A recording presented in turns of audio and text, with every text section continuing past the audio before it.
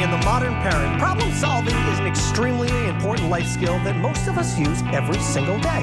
But how do we make sure our kids understand the importance of this skill? We headed to the Children's Workshop to find out.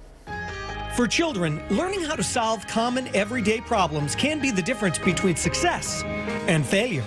We have to really remember as adults that it's important to recognize the fact that children do need to learn problem-solving skills. Problem-solving skills are something that we need as adults to navigate the world around us, and children need those skills too, especially as they enter school.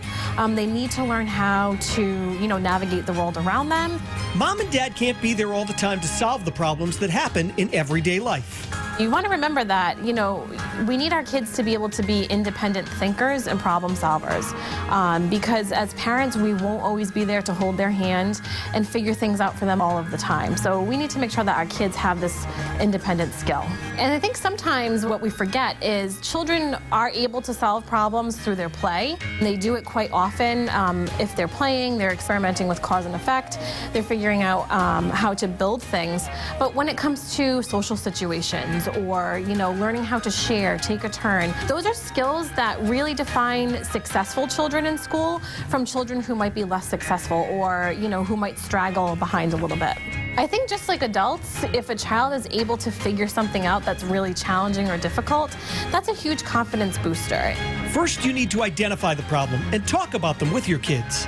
So when you're, encouraging your child to solve a problem, or you're thinking about steps to problem solving, the first thing is, we have to identify what's wrong. And we need our kids to be able to articulate what the problem is.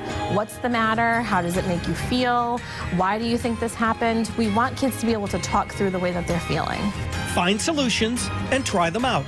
Also, make sure you check in with your kids and see how they're doing on solving the problem.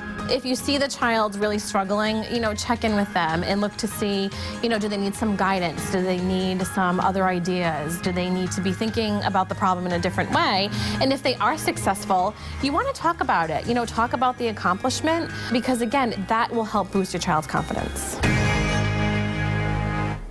And learning how to use this skill is a part of everyday life. If you missed any of the tips, we're going to post a link to the Children's Workshop on ours, roadshow.com.